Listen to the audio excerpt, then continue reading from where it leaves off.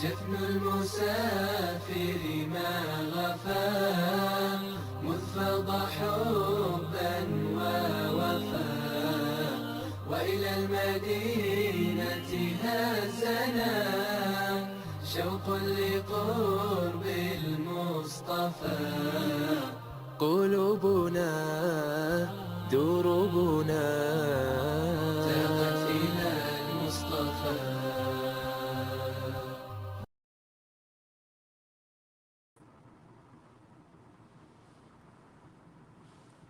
بسم الله الرحمن الرحيم والصلاة والسلام على أشرف الأنبياء والمرسلين سيدنا محمد وعلى آله وأصحابه ومن تبعهم بإحسان إلى يوم الدين.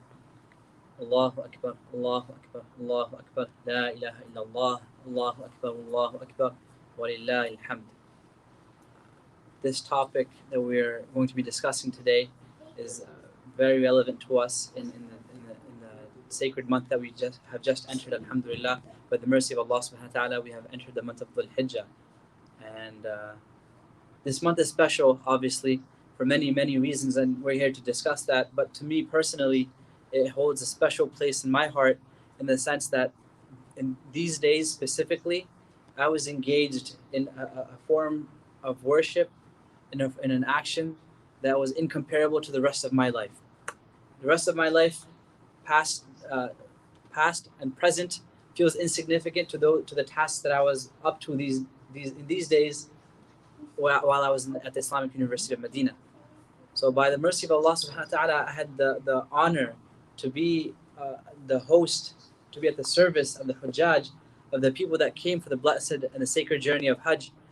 And what an experience! What an experience! So these days of Dhul Hijjah were marked they're etched in my memory as some of the most memorable days in my life, days of amazing connection to Allah subhanahu wa ta'ala, unique aspects of worship, and just all around different type of experience that I had never experienced, and I doubt that I ever will experience again. But I do ask Allah subhanahu wa ta'ala to allow me to be in the consistent khidmah and service of the Hujjaj and the Muslim Ummah.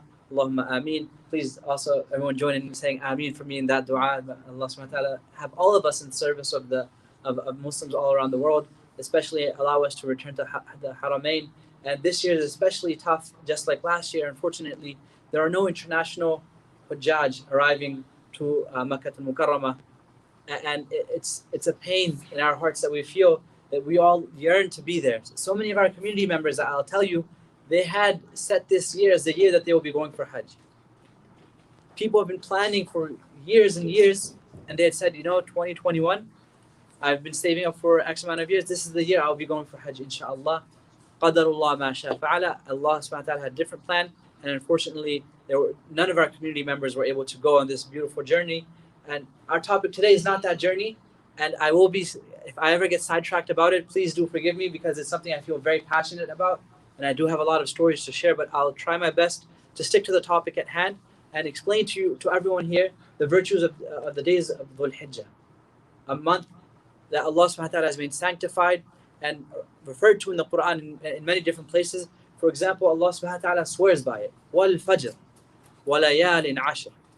And when Allah subhanahu wa ta'ala swears by something, it gives it to show importance to it. For example, when I was growing up, and alhamdulillah, this practice is it's no longer that common amongst the youngsters. They used to say, I swear by my mother's grave. What a thing to swear by. But you would swear by your mother's grave, meaning that this thing was 100% and you're not lying, and you have to believe me, this is the truth, right? You would swear by something that you personally gave importance to, and you gave significant importance to your mother's grave, so that's why you would swear by it. So Allah subhanahu wa ta'ala here is swearing by walayalin ashr. And many of the scholars have identified the tafsir of this as meaning the 10 days of Dhul Hijjah. So Allah is swearing to us by the days of Dhul Hijjah, meaning that they have a high status. And in these 10 days, Allah subhanahu wa ta'ala revealed to us this beautiful ayah, اليوم أكملت لكم دينكم وأتممت عليكم نعمتي ورضيت لكم الإسلام دينا. This day I have perfected for you your religion. Allah is telling us in Surah Al-Ma'idah, this day I have perfected for you your religion and completed my favor upon you and have completed for you Islam as a religion. So Allah completed the religion of Islam in these 10 days.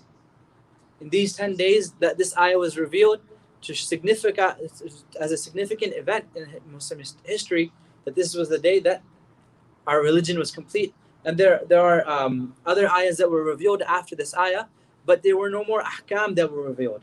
There were no more rulings that were revealed after this ayah.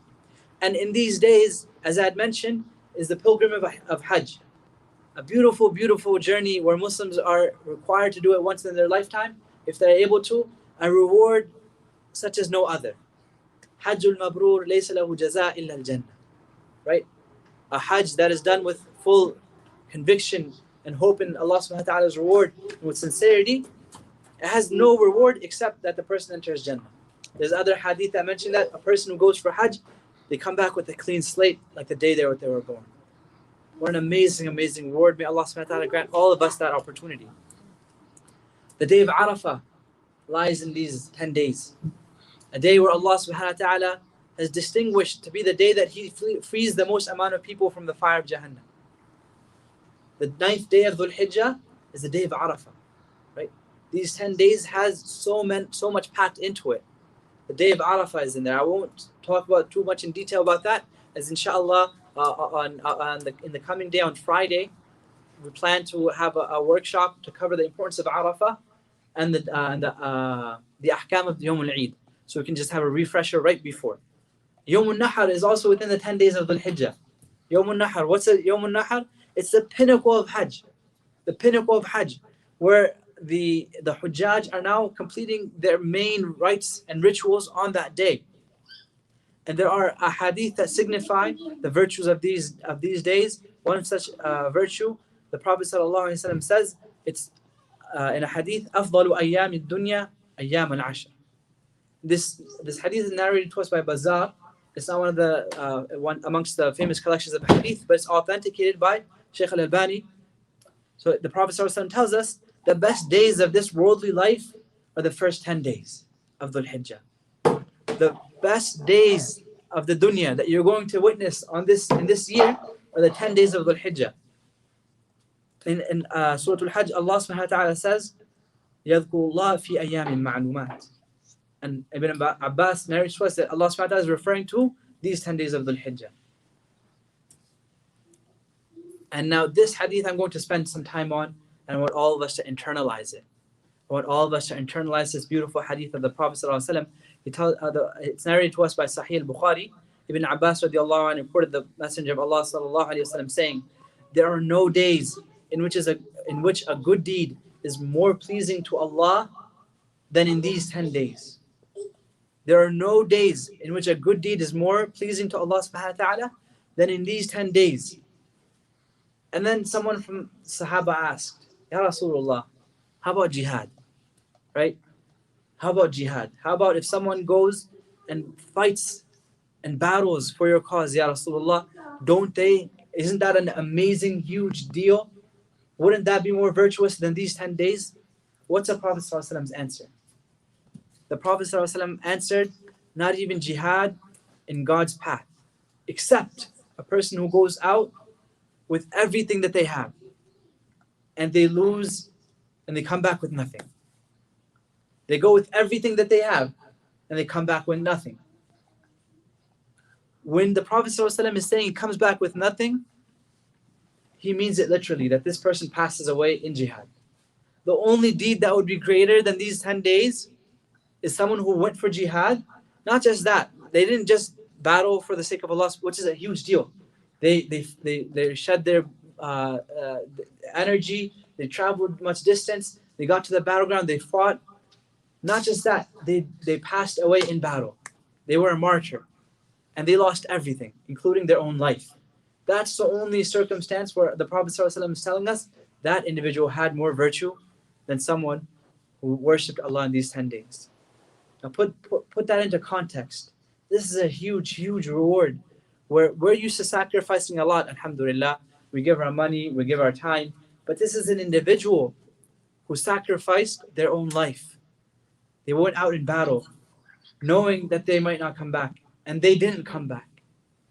That was the reward that we're hoping for in these 10 days. And now begs the question, if Allah and the Messenger of Allah have told us these are the best 10 days, why isn't there a bigger atmosphere around it? Right? In the last 10 days of Ramadan, I want us to reflect back on it. How were we those 10 days? What sort of environment did we have as a family, as a community? What sort of excitement was there for the coming of Ramadan? Was there something of similar towards the Hijjah? And the most probable answer is probably not. Right? So why isn't there more awareness about this? Given that the scholars have said that the 10 days of the Hijjah are the most virtuous days of the year, even more than Ramadan. But the scholars, just take a middle route, they said, you know what? The 10 nights of Ramadan are the best nights because Laylatul Qadr is in it. But the 10 days of Dhul Hijjah are the most virtuous days because Allah has the Ayyamul Hajj in it and other reasons that I've mentioned in the Hadith. So why isn't there more awareness? It's because we, as a community, haven't created that hype. And I'll tell you from experience, when I was in Madinatul Munawwara, there was an energy, there was an excitement, there was that same level of energy given to the Hijjah as it was in the days of Ramadan. Offices closed down, schools had break. Teachers who were privately tutoring said, we're going to take a pause, I have to do my personal ibadah. This was the mentality, this is the mentality of other areas in the world. And us living here, unfortunately, we brought back the hype with Ramadan from our home countries, but we failed to bring back the hype with the Hijjah. It may not have been as prevalent in our home countries, but it's there. It's there. And it's unfortunate that we weren't able to create that yet. But as a community, we have to work towards building that same level of energy. And that begins with information, acknowledging it, becoming aware of the facts. And then secondly, disseminating it, letting those in your family know and helping create that atmosphere in your own homes, and then echoing that through the community, bi'idhnillah. Right? Think back to how Ramadan went. Everyone had a game plan going in. Everyone had some goals and aspirations that they wanted to achieve. Everyone had some habits that they were going to cut back on.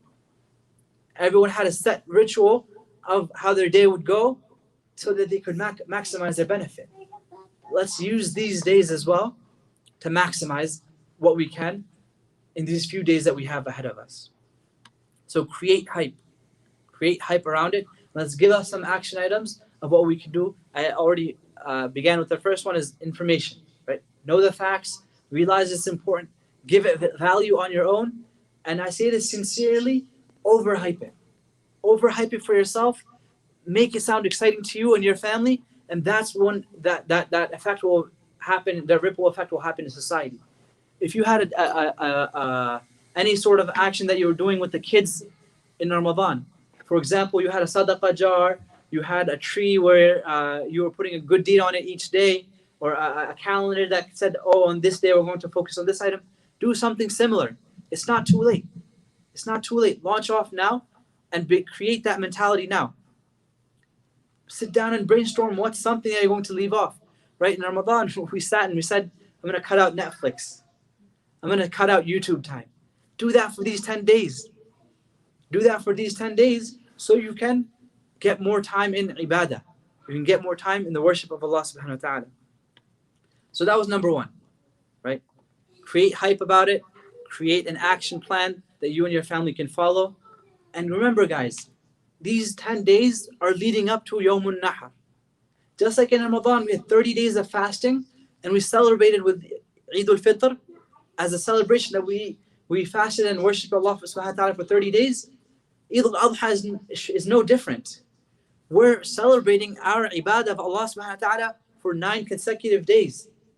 We're celebrating the day of Arafah, that we stood in front of Allah subhanahu wa ta'ala and made dua. We're celebrating our Hujjaj who had gone through so much difficulty and worshipped Allah subhanahu wa ta'ala and went through this magnificent journey.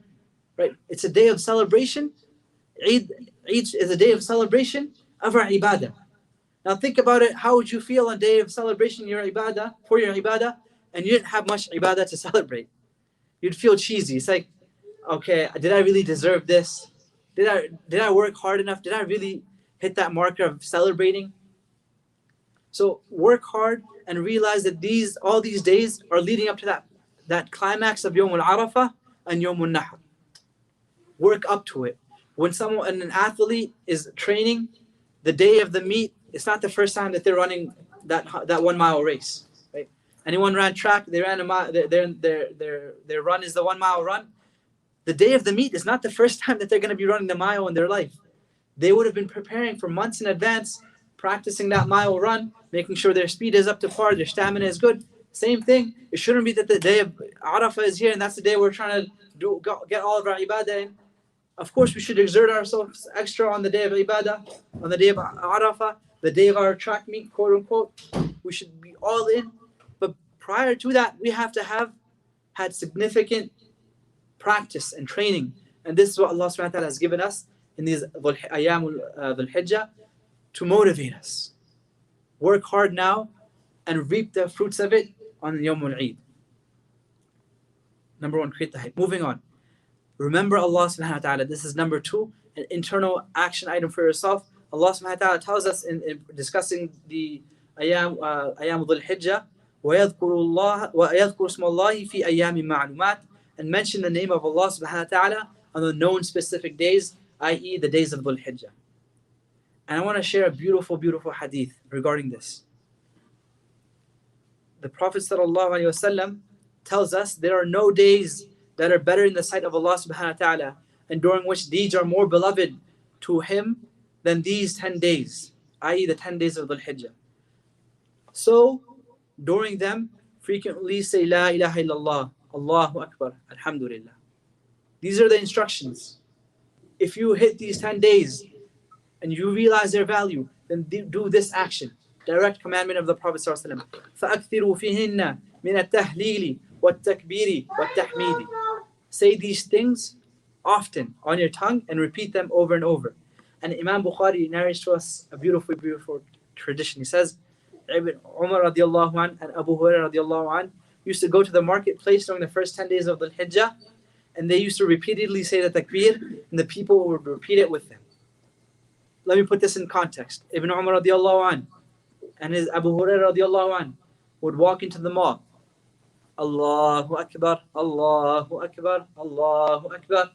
And the people around them would see that, and they would get motivated, and they'd also say Allahu Akbar, Allahu Akbar. Can you imagine being in the marketplace at that time? You're in King of Prussia Mall, and all of a sudden the whole mall is Allahu Akbar, Allah. And the guy that's on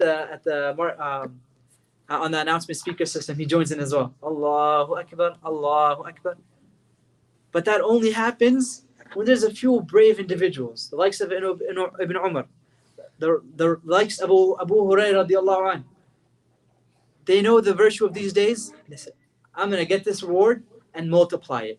I will not only get the good deeds of me saying these words, but I will get the good deeds of everyone else repeating it after me. I'm not expecting you to go into Wegsmans and start chanting Allahu Akbar, right? There might be some mishaps that happen. We want to avoid that. Say it to yourself. Don't chant it out loud, too loud. What I'm saying to you, though, is create that. The least you can do is create that environment within your own nuclear family. As you're coming down the stairs, Allahu Akbar, Allahu Akbar, Allahu Akbar. And what a beautiful, beautiful practice.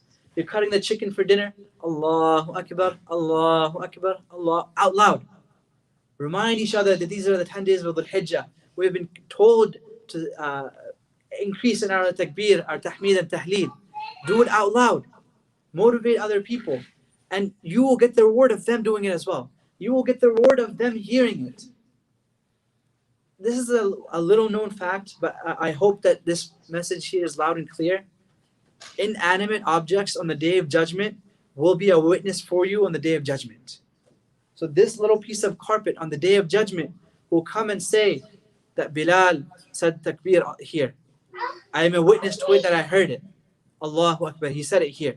In the dining room, the chair will come on the Day of Judgment and it will say that brother so-and-so was doing takbir, was saying tahmeed on this chair. Not only that, I heard him, but someone else started saying it because he started saying it. So not only you got that reward, the chair was a witness for you. And whoever said it as well, you got the reward for that as well. And another narration by one of our pious predecessors, he was teaching a class. He was teaching a class and he stopped. Allahu Akbar, Allahu Akbar, Allahu Akbar. La ilaha illallah, Allahu Akbar, Allahu Akbar. Walillahi alhamd. And then he said, this was the way of our scholars. This was the way of the Sahaba of the Tabi'een.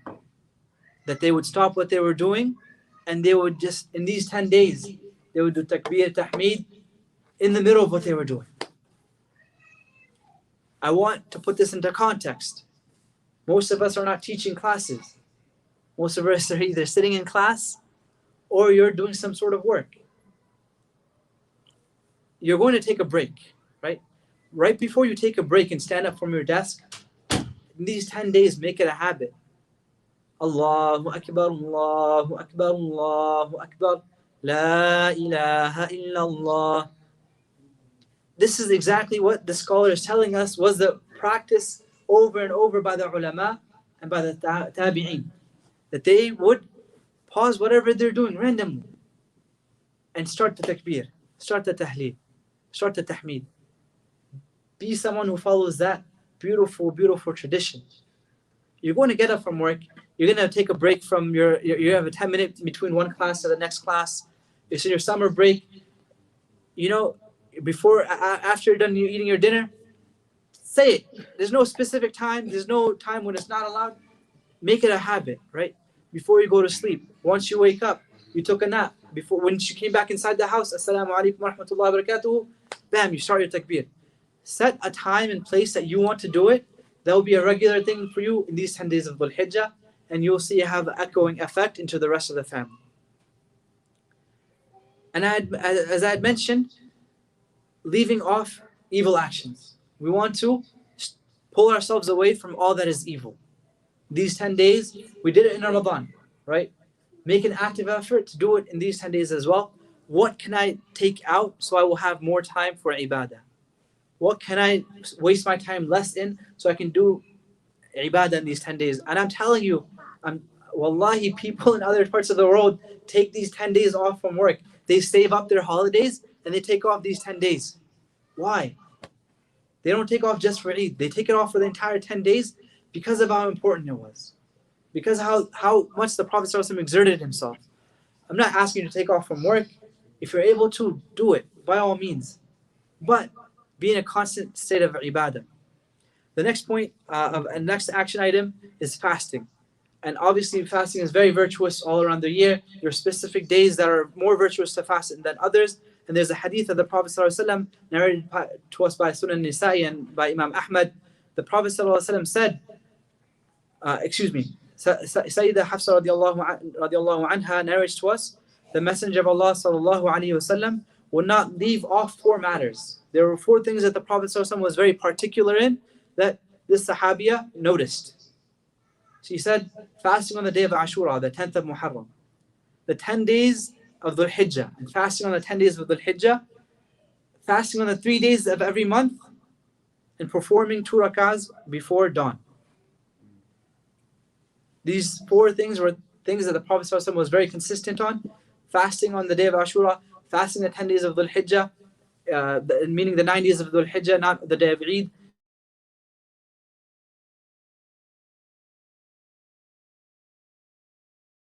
There's 2 rak'ah before dawn.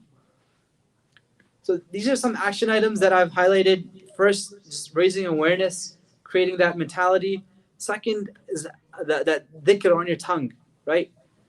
Force yourself to get into a habit of doing it out loud, to encourage your children and those around you to do it as well, so that everything around you will be a witness to you. And third,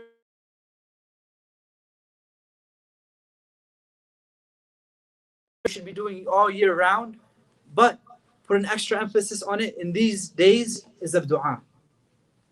Dua. And I want to highlight a special form of dua. It involves conversation with Allah subhanahu wa ta'ala, right? A lot of us, we raise our hands, we'll make dua for 3 minutes, and then we're like, yo, what do I ask now? I asked for everything I wanted in the dunya. I did the generic, may Allah protect me from fire of hell, may Allah enter me to Jannah. What else do I ask for?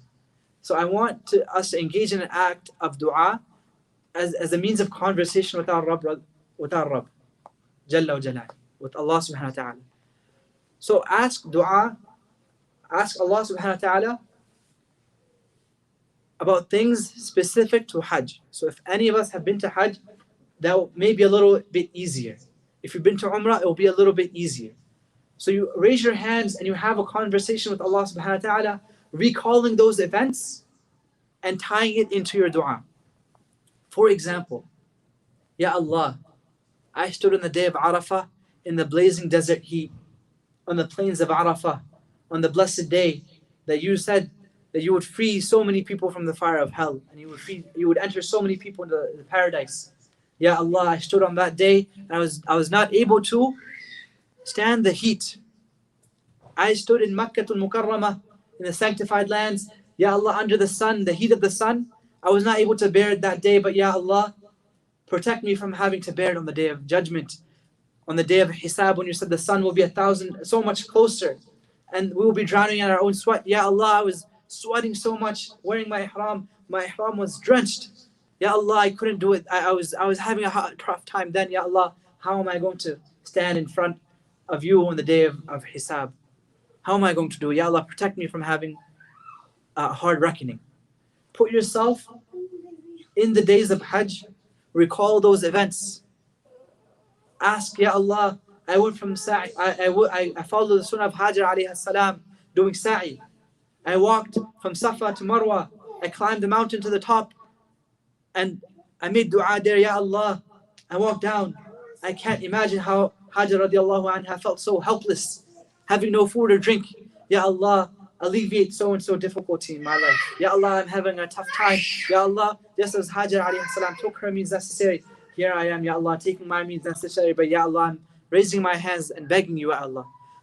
These are just types of du'as that I'm giving you examples of. Walk yourself through the days of Umrah as you may remember them. Walk yourselves, recall those beautiful memories of Umrah and Hajj that you went through. Those memories that were life-changing. Those memories that impacted you and continue to impact you. And every time you think about them, you start shedding a tear. Think about them, reflect on them, and ask of Allah subhanahu wa ta'ala in a conversation in that way. And you will find much greater intimacy with your Rabb. That's the last key item that I want to emphasize on, is putting yourselves in those shoes, imagining what it would be like for the Hujjaj to go through these acts of worship and connecting to Allah subhanahu wa ta'ala in that way, and making dua in a different manner, a manner that will have more conversation in it, inshallah. And again, we want to always be having more conversation with Allah subhanahu wa ta'ala, increasing the time that we spend speaking to Allah subhanahu wa ta'ala. Imagine Musa alayhi salam, right? We know the story, Musa alayhi salam speaks to Allah subhanahu wa ta'ala. And he just wants to have a conversation, right? Allah subhanahu wa ta'ala asks him, what's in your right hand? And Musa alayhi salam replies back, قَالَ هِيَ عَصَايَ. He could have stopped there, that's my staff. But wanting to continue the conversation, wanting to have more connection with his creator, he goes on, he says, وَهُشُّ بِهَا عَلَى غَنَمٍ. And then I use it to hurt some animals. I have many uses for it. And he goes on, right? This is how we have to be with our Rabb. Wanting to have more conversation with him. Wanting to have a closer relationship with Allah subhanahu wa ta'ala. Working towards that through our dua. So just to recap, we want to create hype around it. Give it great importance. We want to create an action plan. We want to be public about our adhkar. Making it heard, not just on the day of Eid when you come, everyone does the takbir together. It feels great, Create that from early on. Start doing that from now, these 10 days of Dhul Hijjah. And then be like the scholar who just paused his dars and started doing the tahmeen. Be like that individual. Pause what you're doing. You're typing an Excel sheet. This comes to your mind. Allahu Akbar, Allahu Akbar, Allah. And continue on. Continue on. And then fasting. Make an extra effort to fast in these 10 days. It will create a greater awareness within you. Inshallah, help you in maximizing these days and make dua according to the days of Hajj. And you will see a greater relationship with Allah subhanahu wa ta'ala. And we ask Allah subhanahu wa ta'ala to bless us in these 10 days of Dhul Hijjah, allow us to really, really reap the fruits of it and gain proximity to Him and come closer to the Sunnah and be amongst those who are pardoned.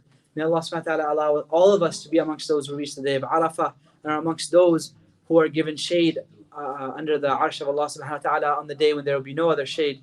We ask Allah subhanahu wa ta'ala to allow us to reach Yawm al-Nahr, the day of Eid al-Adha, a day of celebration. We ask Allah subhanahu wa ta'ala that we reach that day in a state of happiness where we are proud of the deeds and the exertion that we did. We ask Allah subhanahu wa ta'ala to make us amongst those who exerted ourselves and worked really hard to be deserving of His mercy on the day of Eid. We ask Allah subhanahu wa ta'ala to unite our hearts, to alleviate us from the difficulties. We ask Allah subhanahu wa ta'ala to rectify our hearts and remove it from all the evil and the rancor that we may be facing. And we ask Allah subhanahu wa ta'ala to help those who are suffering around the world. We ask Allah subhanahu wa ta'ala to alleviate us from this pandemic. There are still many suffering around the world and even in our country today who are having difficulty breathing, who do not have enough oxygen. Ya Allah, cure us and cure those that are sick. Allahumma shfi mawtana warham mawtana wa mawtal muslimin. ربنا ظلمنا أنفسنا وإن لم تغفر لنا وترحمنا لنكونن من الخاسرين. اللهم حبب إلينا الإيمان وزينه في قلوبنا وكره إلينا الكفر والفسوق والعصيان. اللهم اجعلنا من الراشدين. سبحان ربك رب العزة عما يصفون وسلام على المرسلين والحمد لله رب العالمين. سبحانك الله وبحمدك نشهد أن لا إله إلا أنت نستغفرك ونتوب إليك. Just a couple announcements. Alhamdulillah. May Allah subhanahu wa ta'ala bless all of you in the Ayyamun Dhul Hijjah. As we have mentioned, we are in the 10 days of Dhul Hijjah. Eid will be on Tuesday, and the Eid Takbirat will start at 8 a.m. inshallah, and the Salah will be at 8:30 bi'idhnillah. We will be having a dinner, a potluck dinner at the Iqra facility here. So everyone is more than welcome to join with their family members and celebrating that blessed day. We will have a program here. It will be, please look forward to the announcements. There will be a small lecture beforehand, and then the iftar coming together and having that dinner together bi'idhnillah. And the following day, Tuesday morning, will be Eid Salah, and I hope to see everyone there on that day and before then bi'idhnillah. If anyone has any questions, comments or concerns, inshallah we can address them. Yes. So the best days are so it's the days that are better than the nights for Dhul Hijjah. Is that what it is? That's one understanding the scholars have given, yes. That these are the 10 best days and the 10 nights. So that doesn't detract from the benefit of the nights of Dhul Hijjah. The scholars specifically do recommend praying Qiyam in these 10 days, going a little bit above and beyond what your normal threshold is. Guys, we were here in Ramadan praying Salat al-Isha together in Jama'ah and then praying 8 or 20 raka'at every night, right? So relive that in your heart and try to implement, even if it's just 2 extra raka'at after Isha, so be it. If you're someone that's like really, really finding it tough, 2 raka'ahs after Maghrib, additional, right? You pray 3 raka'ah Maghrib, 2 raka'ah Sunnah, another extra 2 raka'ah, Ya Allah, here are my 2 nafil that I'm offering at nighttime. It might not be the ideal time for tahajjud, but Ya Allah, this is what I can do. This is what I can do, and here I am offering it. Add something. These 10 days shouldn't go by, and these 10 nights shouldn't go by where you didn't add anything extra. And it's inshallah, I hope that whatever we do will continue to grow upon in the coming days, even after the 10 days pass on. So yes, the 10 days of Dhul Hijjah are more virtuous, but the nights are extremely virtuous as well. We are recommended the same virtuous acts of prayer, tahajjud, of extra dua at nighttime, and of giving extra sadaqat, giving extra charity.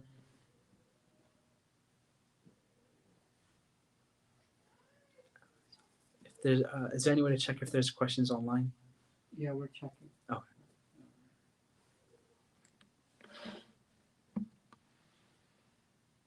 And inshallah, we do. I do hope to have more talks about Hajj. It's something I'm very passionate about, and I have had experience. So if I'm not able to go myself, at least I can live vicariously and talk about those days and relive those memories with all of us here in this community, so we ourselves can benefit from the lessons of Hajj.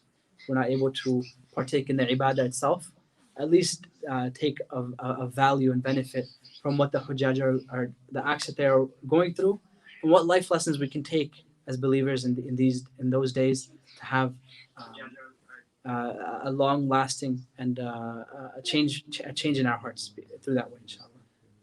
Is there a specific dua to do during the last these 10 days to like maybe you've covered it, sorry I was even late, but is there a specific dua to like at night, like if you're doing tahajjud to ask for during so in the hadith, the limited amount of hadith that I've covered, there was no specific dua per se that was mentioned, but there was an action item of the Prophet ﷺ that he said, فَأَكْثِرُوا فِيهِنَّ مِنَ التَّهْلِيلِ وَالتَّكْبِيرِ وَالتَّحْمِيدِ.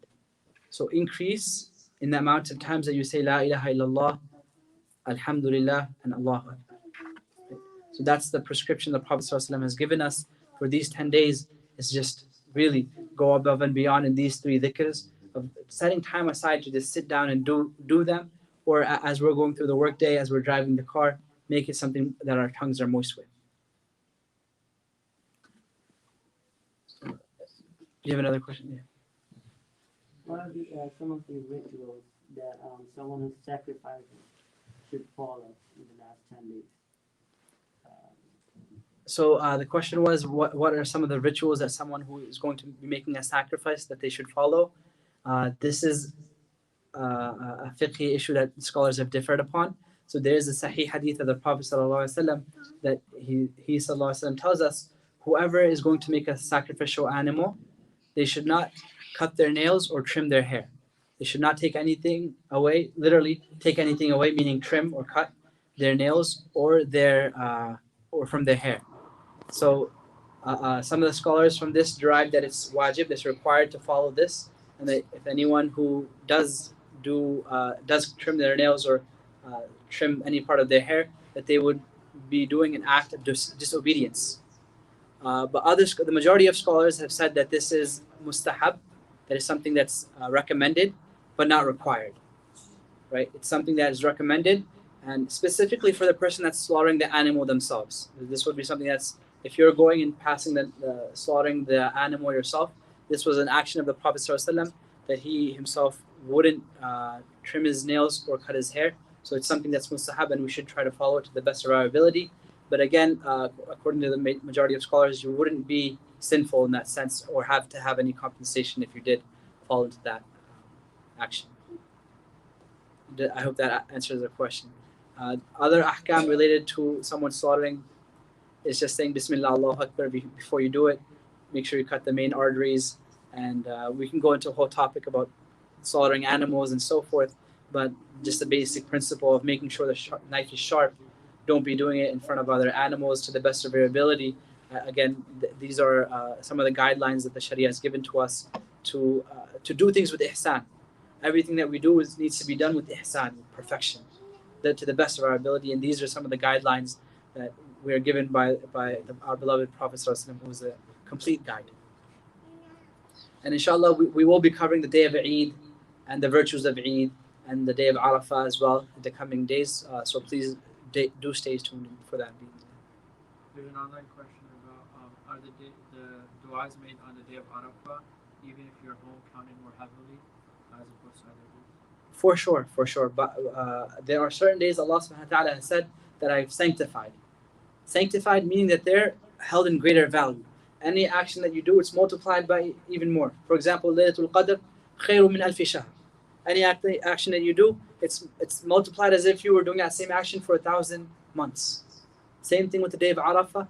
The actions that you do on those days are multiplied. The reward that you get is not just, I gave Mu'adh $10, that was the extent of my good deed. No, Allah multiplies it more than just as you would than that normal day. Same thing, any dua that you make, it does have a higher level of acceptance in those days, because it's such a day of acceptance. Allah subhanahu wa ta'ala tells us that He's more, literally the words of the Hadith say that Allah subhanahu wa ta'ala comes to the lowest heavens, and He looks towards the Hujjaj and He's so proud of them, right? And that's a time where Allah subhanahu wa ta'ala is more accepting of dua, where because everyone is doing such a heightened act of worship, that He's ready to answer the du'as of the rest of us because of the actions of those few that are doing Hajj.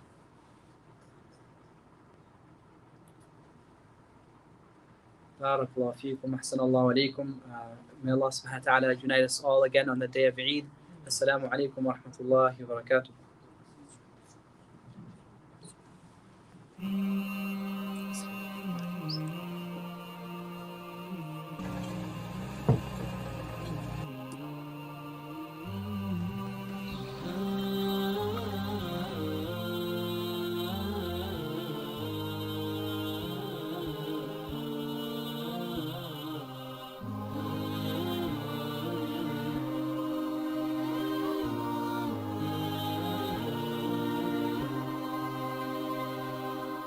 جفن المسافر ما غفى مذ فضى حبا ووفى وإلى المدينة هزنا شوق لقرب المصطفى قلوبنا دور